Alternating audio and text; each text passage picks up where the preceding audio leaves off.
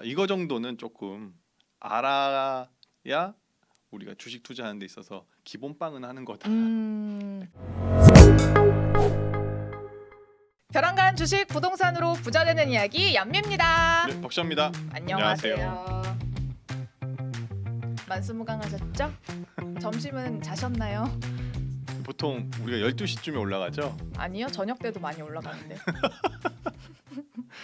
식사는 잡쌌어?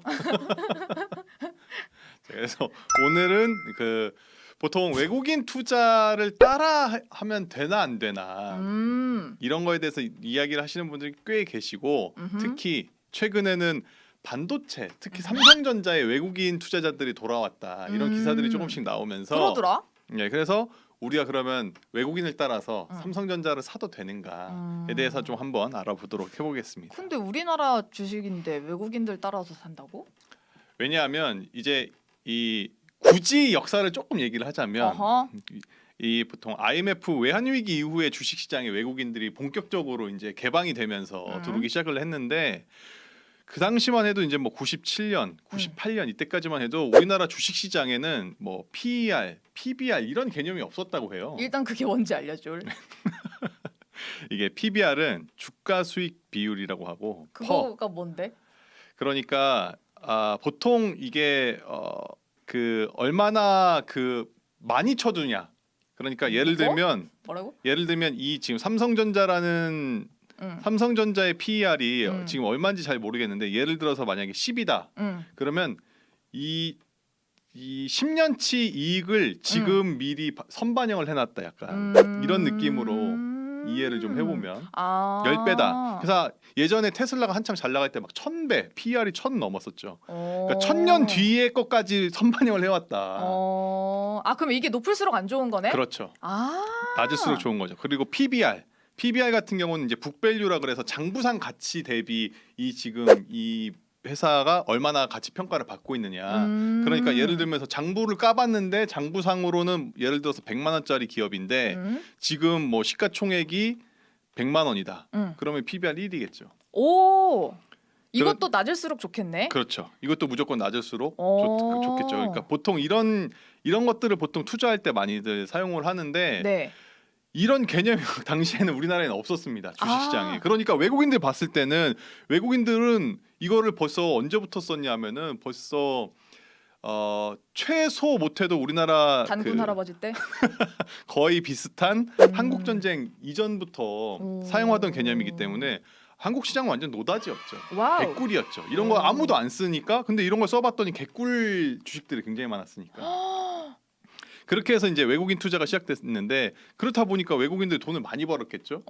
그런데 그 와중에도 또 이렇게 좀 분란을 또 일으킵니다. 외국인들이 우리 이 SK 소버린 사건이라고 굉장히 유명한데 이 소버린이라는 이 펀드가 이 SK에 들어와서 여기서 사서 여기서 팝니다. 와.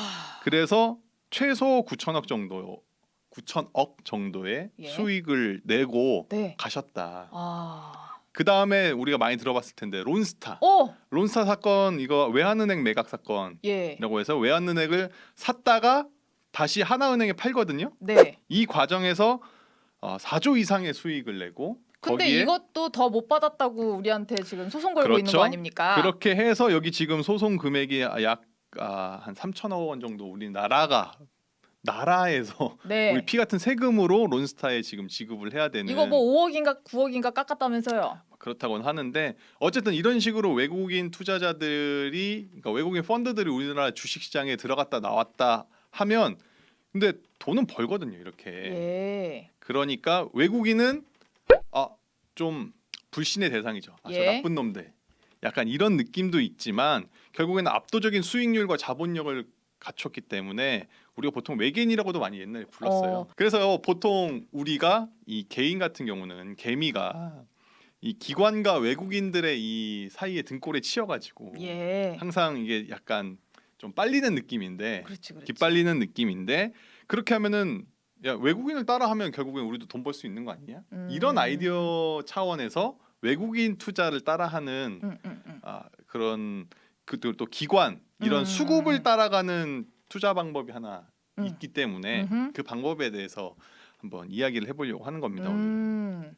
왜냐하면 특히 이제 외국인들이 삼성전자와 SK 하이닉스, 그러니까 우리나라 반도체 주식을 지금 쓸어 담고 있다 이런 기사들이 조금씩 나오고 있거든요. 그러니까 반도체 업황이 지금 찐바닥 아니냐, 외국인들이 사는 거 보면. 먼저 지금 움직이기 시작했다. 그러니까 이런 뉴스를 보면 우리의 이제 의식의 흐름을 보면 외국인 샀으니까 바닥인가? 지금 반도체 불황이라고 했는데 그러니까 신호다. 그러니까 위기는 기회구나. 외국인들이 이거를 실행하고 있구나. 주식은 공포에 사야 된다. 이걸 사진을 옮기면서 이거를 이렇게 해버렸네. 지워버렸네. 주식 공포에 사야 된다. 좋아라. 렛츠고. 렛츠고. 이렇게 하는 게 우리의 의식의 흐름이다. 근데 실제로 이렇게 해도 될까 안 될까를 한번 우리가 검증을 한번 해보자는 차원에서 갖고 왔는데, 이게 코스피 우리나라 1월부터 올해 1월부터 5월 19일까지 기준으로 해서 외국인의 비중입니다. 그러니까 전체 시가총액 중에서 외국인이 얼마나 들고 있는가. 를 봤을 때 거의 이제 뭐 31%에서 32% 초반까지 대동소이합니다. 큰 차이는 안 나는데 그래도 워낙 시가총액 자체가, 코스피 시가총액이 제가 정확하게는 모르겠는데 못해도 2,000조 정도는 되지 않을까요? 삼성전자가 한 400조 정도 되니까. 아닌가요? 아님 말고. 이게 전체가 이럴 수도 있는데 어쨌든 이 중에서 이제 30일은 다 절삭을 하고 49 정도면 1월에 49였다가 60이었다가 35였다가 45였다가 지금은 32 정도 왔다. 이게 외국인의 대충 이 투자 비중인데 약간 비슷한 것 같기도 하고. 그러네. 약간 그런 느낌이 들죠? 네. 그래서 삼성전자를 또 가지고 와봤습니다. 삼성전자도 비슷합니다. 대충. 네. 3, 58, 75, 43. 143이지. 네, 그러네요. 죄송합니다. 제가 혼난다. 수학이 약해서 죄송합니다. 큰일 날 뻔했습니다. 고마워요. 그래도 선배인데. 아니, 이런데 선배가 어딨어? 돈에. 큰일 나. 돈 많으면 형이지 다. 50, 나 지금 굳어버렸어. 50.3, 오 엄마가 좋아. 50.58, 50.75, 51.43. 말도 잘 안 나. 208. 그러니까 계속 이게, 그러니까 계속 우상향하고 있다. 삼성전자 같은 경우는 외국인이 계속 매집을 하고 있다. 근데 중간에 한번 이렇게 갔다 오긴 했는데 어쨌든 외국인 입장에서는 계속 지금 사고 있다는 거고. 그러면 이건 좀 다른데요? 이건 좀 다르네요. 그렇죠. 이거는 약간 다르지만 여기서 왜 그랬을까? 이런 것도 한번 생각해 볼 수 있는 거고. 그러네요. 에코프로 BM의 외국인 비중을 보면 이게 더 높네. 근데 이게 재밌는 부분이 이게 1월이 이때인데 이때 해서 2월에 모아 가다가 3월에 살짝. 해서 지금 다시 1월까지 정도로 내려갔다. 이거는 누가 샀을까? 우리들. 너와 나. 너와 나가 외국인이 떠넘겨서 우리 너와 내가 샀다. 약간 이런 느낌이죠. 그러니까 이 지금까지 종합을 해보면 실제 주가 차트하고 외국인의 비중하고 비슷하게 가는 게 있는 반면에 아닌 게 있는 거죠. 그러니까 우리가 무조건 따라 사면 될까 안 될까 이제부터 고민을 시작해봐야 되는 겁니다. 네. 이건 안 되겠네. 그래서 나는 더 이상 호구로 살지 않기 위해서 외국인을 따라 하면 될까 안 될까 고민을 한번 해보는 거죠. 왜냐하면 이제 무작정 외국인을 따라하면 그게 된다는 생각을 갖고 있는 게 보통 우리가 일반적인 생각인데 그렇게 했다가 외국인이 우리한테 물량을 떠넘기고 가시는 케이스가 생길 수 있다. 그래서 BM이 그렇다는 거야? 저는 모릅니다.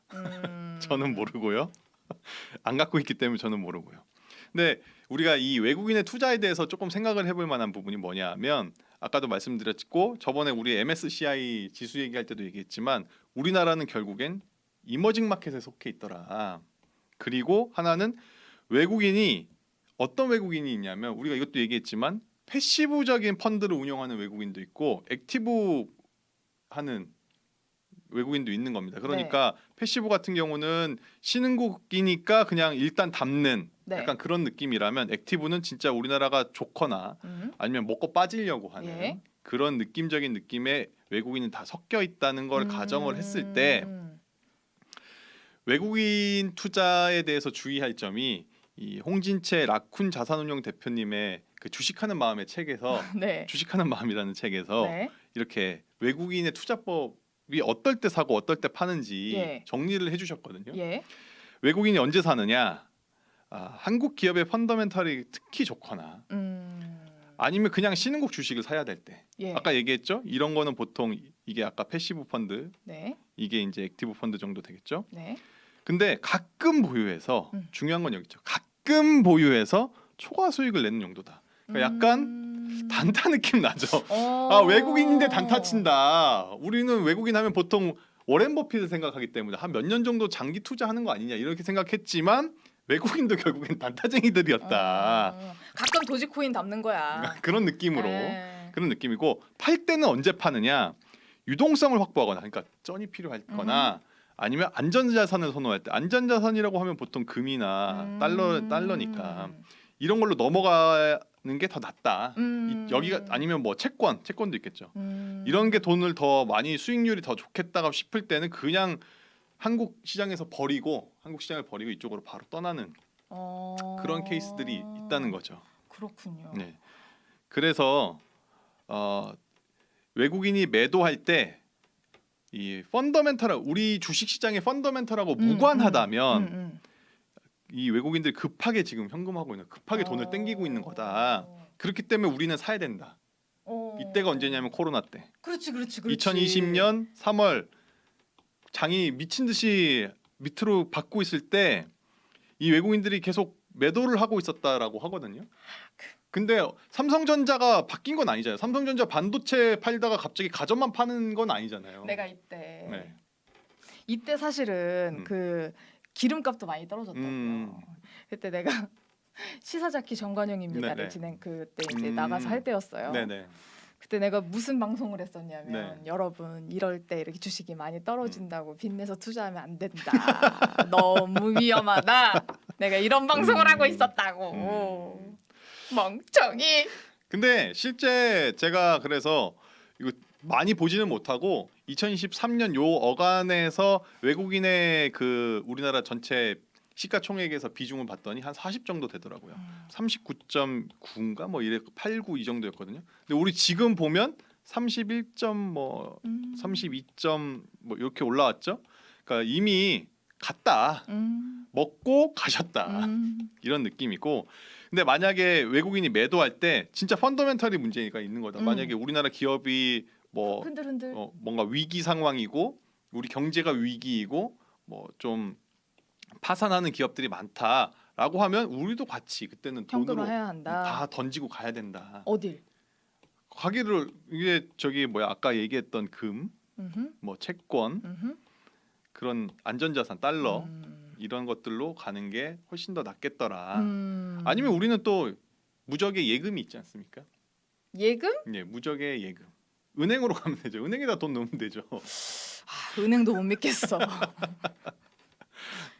그래서 우리가 여기서 가장 중요한 건 결국에는 색깔이 변했죠. 결국에는 우리도 펀더멘탈을 기본적으로 좀 읽을 줄은 알아야 되겠더라. 그래야 외국인이 투자하고 빠져나갈 때 이거를 판단을 해서 같이 가야 되는지 아니면 반대로 나는 사야 되는지 이거를 결정을 해야 되는데 보통 펀더멘탈이라고 하면은 매크로라고 해서 이제 거시경제 지표들이죠. 금리, 환율 이게 우리 경제와 어떤 영향을 주고받는지 이런 것들을 조금 본인이 판단할 줄 알아야 된다. 기본적으로. 그게 하나가 있고 다른 거 하나는 기업의 가치와 성장성을 분석을 본인이 좀 할 줄 알아야 되죠. 그러려면 재무제표를 조금 봐야 된다. 여기에서 항상 멈추지. 여기서 항상 우리는 멈추는데 재무제표는 아주 기본적인 거는 조금 봐야 된다고 저도 생각을 합니다. 그럼 마지막으로 우리 별주부전의 펀더멘탈은 어떤 것 같아요? 지금 굉장히 굉장히 어렵지 않습니까? 우리 보통 1,000조에서 1,000 넘어가는 것도 잘 없던데. 우리 캐시 플로우는 어떤 것 같아요? 아유 우리 캐시플로우 없죠. 뭐 우리 없어요? 지원해 주는 거 이거 이외에 뭐 없잖아. 이거 사주고 뭐 없잖아.